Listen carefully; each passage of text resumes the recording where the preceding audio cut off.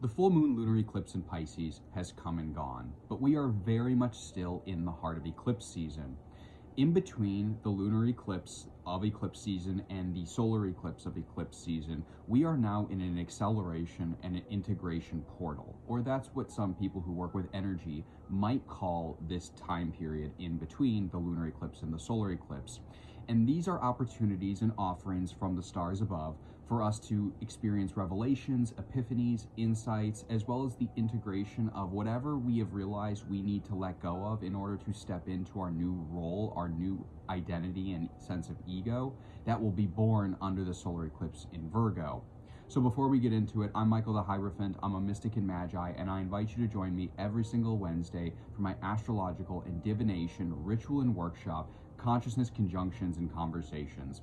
It's completely free, and you can sign up at the link in my bio. We meet on Zoom every single week, and we go through the prior week's transits and energy and how it manifested in our lives as a community, as well as personal anecdotes. We try to make astrology a little bit more bite-sized, and we look at astrology more as a tool and less as a repetitive symbolism or archetype that people will often use in novice and amateur astrology as they first begin to get into it, and they repeat things without really understanding the depth of the symbols and archetypes that they are repeating.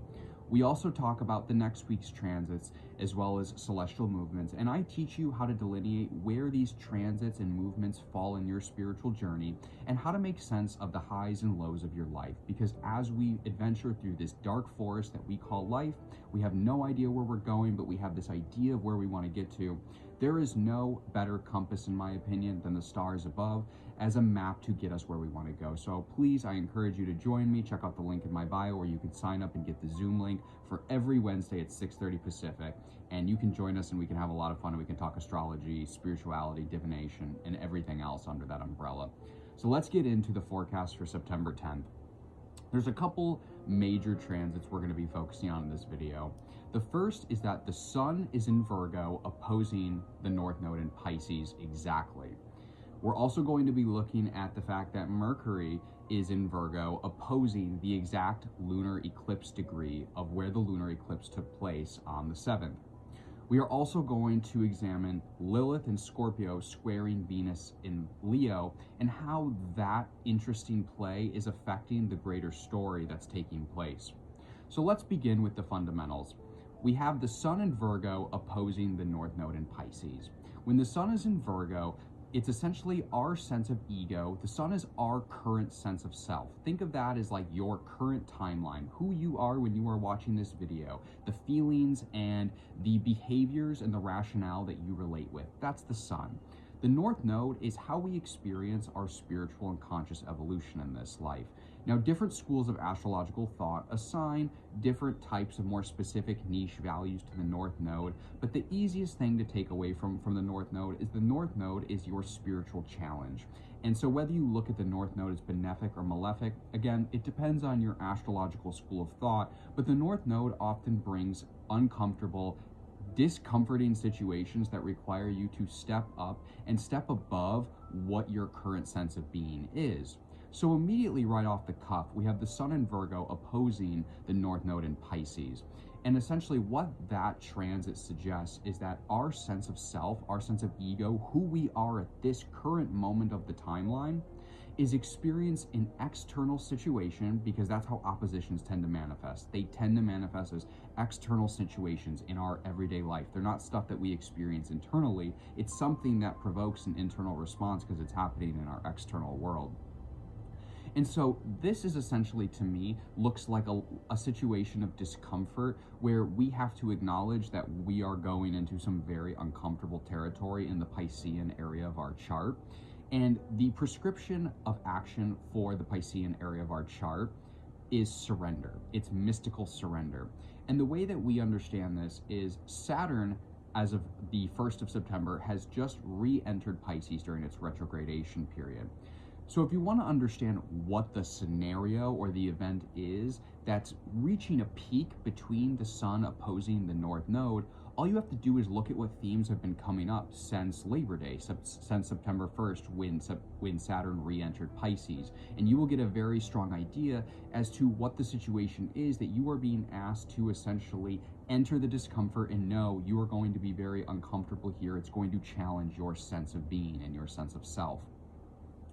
When Saturn is in the sign of Pisces, whether it's in direct motion or forward motion, Saturn is all about delays, restrictions, and asks us to mature and essentially put in the work and do due diligence, have patience about the Piscean area of our chart. And the way that we get there is think about what Pisces is as a sign. Pisces is our connection with the divine. It is the connection with the collective unconscious. It's everything spiritual and everything that takes place outside of the human vessel's experience. So when Saturn's in that sign, Saturn is really putting down the clamps with our connection with the divine in the Piscean area of our chart, wherever that is for you, whether it's 1st, 7th, 8th, 9th, 4th, it doesn't matter.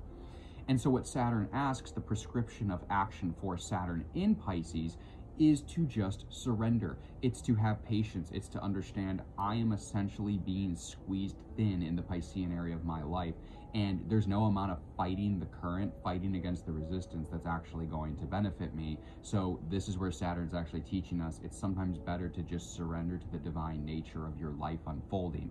Now, this is not like a suggestion to take no action at all. This is to stop fighting against the current. Something that I have personally and anecdotally been experiencing and learning is that surrender does not mean passivity. This is not Saturn asking you to just put your arms up and say, there's nothing I can do. This is Saturn saying, put your arms up to that there's nothing you can do, that sometimes the difficult task just has to be done. It's sort of like, being in a pinch for money and looking at jobs for work and thinking, well, if I'm creative enough, maybe I can just find some creative way to make enough money so I don't have to work any of these jobs that are coming up that don't look fun and don't look enjoyable and don't look entertaining. But in the position of Saturn, the modality of action in Saturn in this case would actually to be like, well, I'm gonna have to work one of those jobs because I need to make money, and I don't know that I'm gonna be able to come up with this innovative idea that's gonna change my life overnight. So I'm just gonna have to be uncomfortable and kind of deal with the punches as they come. So we've spent a lot of time talking about this Sun opposing the North Node with Saturn retrograde in Pisces, and how Saturn retrograde in Pisces is the situation that's beginning to culminate. We're beginning to step into that area of our life, and it quite likely is coming off of the tail of the lunar eclipse, because Mercury is coming into opposition with the direct degree that the lunar eclipse perfected at, which is 15 degrees of Pisces. And so Mercury is at 15 degrees of Virgo. And Virgo is all about routines. And so again, regardless of where Virgo is at, I think routines would be the best way to summarize what the prescription of method, the prescription of action for Virgo is in our chart. So with the Sun and Mercury in Virgo, we're essentially looking at our routines. And I think that a lot of times people think that routines have to be physical. It has to be like washing your hands, working out. That doesn't have to be a routine. Did you know that your subconscious patterns are routines as well? And when you make believe, when your belief systems and your internalized patterns create the world around you, bad internal patterns create bad external routines and physical patterns. And so I think that for a lot of us, the Virgoan section of our chart is being lit up with bad routines. Now for you, that might be something to do with your physical wellness, with the way that you go about your day. For others of us, it might have to do with your sense of self-worth, an internalized programmed belief that's holding you back from surrendering to the divine in the Piscean area of your chart. And so with Mercury coming into opposition with the lunar eclipse degree, and again, that opposition is an external reality, it's an external situation. This is some sort of information or a perception of understanding that is kind of culminating off of the lunar eclipse. We essentially let something go, an emotional pattern, during that full moon lunar eclipse, because lunar eclipses are all about shedding, releasing emotional patterns, because what we make believe is what we make into our reality.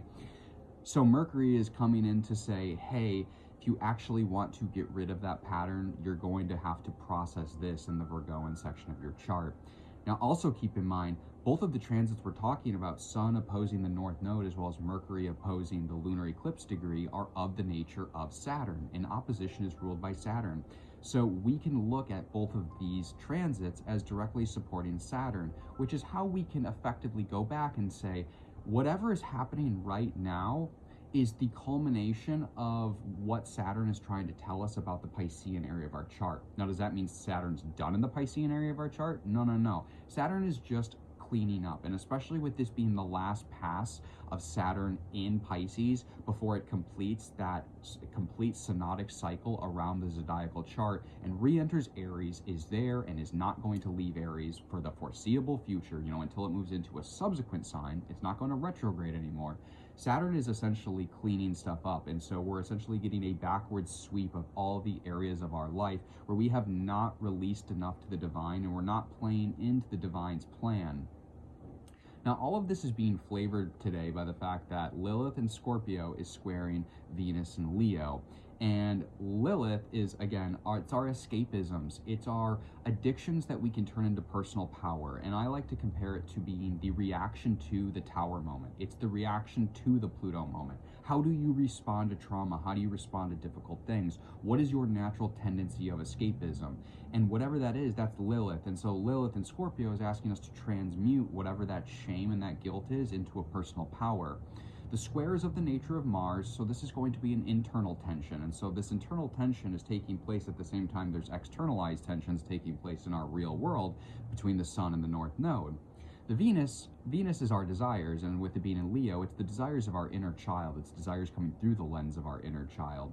And with the square being of the nature of Mars, Mars is in Libra right now, which means Mars's agenda is working on behalf of Venus. So we're kind of doing a full circle. We're going back and we're saying, what is Venus working towards? Well, Venus is in Leo, so it's working towards the Sun. And so our Venetian desires are actually going towards a cultivation of development of our sense of self. And even if it feels like we're in a really difficult bind right now, externally as well as internally, and we're likely experiencing that internal tension as an internal tension between, again, what we desire and sort of what our shame beacon is, what our guilt beacon is. And we're being asked to transmute whatever that sense of shame, whatever that sense of guilt is, that taboo desire that we have that doesn't fit with ourself, with culture, with our society. We're being asked to turn that into a personal power in order to manifest and show up as a development and evolution of our ego. So over the next couple days, I want you to recognize and see the externalized situations in life. And with the Sun being in Virgo, we're getting a very clear look at the discrepancy between who we need to be and who we are right now.